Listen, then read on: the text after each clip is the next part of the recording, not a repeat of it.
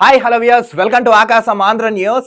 ఏపీలో అసెంబ్లీ సమావేశాలు స్టార్ట్ అయ్యాయి. ప్రోటెం స్పీకర్ గా గోరంట్ల బుచ్చయ్య చౌదరి కూర్చున్నారంట. సో ఇప్పుడు కొత్తగా ఎవరైతే ఎంపిక అయ్యారో ఎమ్మెల్యేలు వాళ్ళందరూ ప్రమాణ స్వీకారాలు చేస్తున్నారంట. అసలు ఏంటో వార్తలు చూద్దాం. ఏపీ అసెంబ్లీలో ఎమ్మెల్యేలుగా చంద్రబాబు, పవన్ మంత్రులు ప్రమాణ స్వీకారం.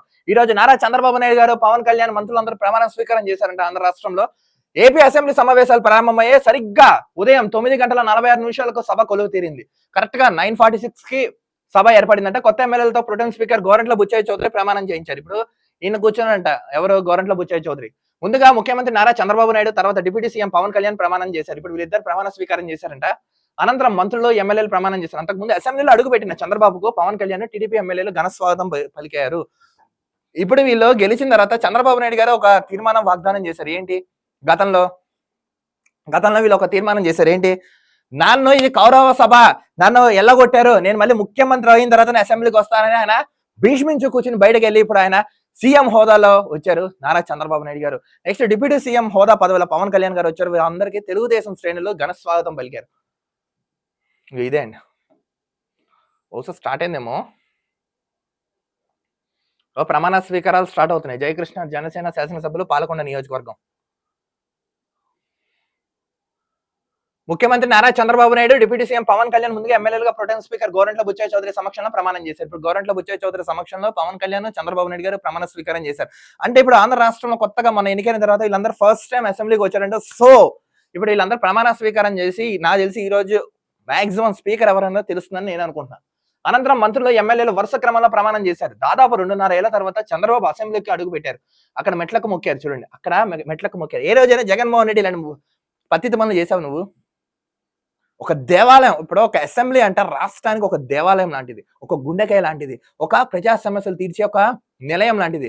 అలాంటి సభలో లుచ్చా మాటలు ఎన్నెన్ని వాగారు మీ చెత్తనా కొడుకులందరూ గదవలారా.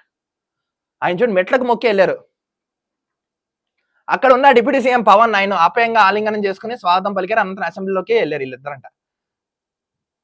కొద్దిసేపటి తర్వాత చంద్రబాబు సభలో అడుగు పెట్టగా ఆ సమయంలో నిజం గెలిచి ప్రజాస్వామ్యం నిలిచిందంటూ టీడీపీ సభ్యులు ప్లకార్డులు ప్రదర్శించారు. గతంలో వీళ్ళందరూ అవమానించి పంపించారు, అవహేళన చేసి పంపించారు, పుట్టుకల గురించి దుయ్యబట్టారు. వీళ్ళందరినీ తన్నుకుంటూ నారా చంద్రబాబు నాయుడు గారు గతంలో అప్పుడు వెళ్ళిపోయారు. ఇప్పుడు హుందాగా సీఎం హోదాలో మళ్ళీ ఆయన అక్కడికి వచ్చారు. చంద్రబాబు 2021 నవంబర్ 19 చూడండి శపథం చేశారు. తాను ముఖ్యమంత్రిగానే అసెంబ్లీలోకి వస్తానని, కౌరవ సభను గౌరవ సభగా మార్చిన తర్వాత అడుగు పెడతానని, ఆ రోజు ఇన్నాళ్ళు పరువు కోసం బతికానని ఆయన తెలిపారు. చూడండి, కౌరవ సభను గౌరవ సభగా మార్చిన తర్వాతనే అడుగు పెడతానని ఆయన భీష్మించుకుని నవంబర్ 19, 2021 ఆయన శపథం చేసి వెళ్ళారు అసెంబ్లీ నుంచి బయటికి. అలాంటిది ఈ రోజు సభలో నా భార్య ప్రస్తావన తెచ్చి అసభ్య వ్యాఖ్యలు చేశారు. ఇది గౌరవ సభ కాదు, కౌరవ సభ. ఇలాంటి సభలో నేను ఉండను, మళ్ళీ ముఖ్యమంత్రిగాని ఈ సభలో అడుగు పెడతాను, లేకపోతే నా రాజకీయాలే వద్దు, మీ అందరికీ నమస్కారం అంటే అసెంబ్లీ నుంచి బయటకు వచ్చారు.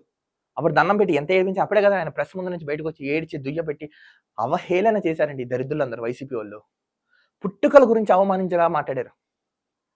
లేకపోతే నాకు రాజకీయాలే వద్దు అని ఆయన నమస్కారం పెట్టారు. దాదాపు 2.5 ఏళ్ల తర్వాత ఇవాళ ముఖ్యమంత్రి హోదాలో చంద్రబాబు నాయుడు తిరిగి అసెంబ్లీలోకి అడుగు పెట్టారు. ఆ శపథాన్ని నెరవేర్చుకున్నారు. మొత్తానికి ఏంటంటే అడుగు పెట్టారంటే శపథాన్ని నెరవేర్చుకున్నారు. అసెంబ్లీ సెషన్స్ లో స్టార్ట్ కాబోతున్నాయి. సో ఇప్పుడు ఎవరైతే నెగ్గారో వాళ్ళందరూ ఇప్పుడు ఎమ్మెల్యేలు కానీ ప్రమాణ స్వీకారం చేసి సభ స్టార్ట్ చేయబోతారంటే నేను చెప్తాను, ఇది ప్రజలు మీకు మంచి ప్రజాప్రభుత్వం ఏర్పడి మీకు మంచి స్థానాన్ని ఇచ్చారు. వాళ్ళందరి ఆశయాలు నెరవేరుస్తాను కూడా అనుకుంటున్నాను. లేదా చెప్పాను కదా, ఇదే వేదిక మిమ్మల్ని కూడా ప్రశ్నిస్తాం, గుర్తుపెట్టుకోండి. మొత్తానికి ఏంటంటే ఆంధ్ర రాష్ట్రంలో సభ అయితే స్టార్ట్ అయ్యాయంట. చూద్దాం వీళ్ళు ఏం తీర్మానాలు చేస్తారో, ఎవరు జరుగుతారో, స్పీకర్ ఎవరైనా తెలియాలంటే లెట్స్ వాచ్ అండ్ సీ. మరో వీడియో తగలుతాం. అంతవరకు చూస్తున్నాండి ఆకాశం Andhra news. This is Dilip signing off.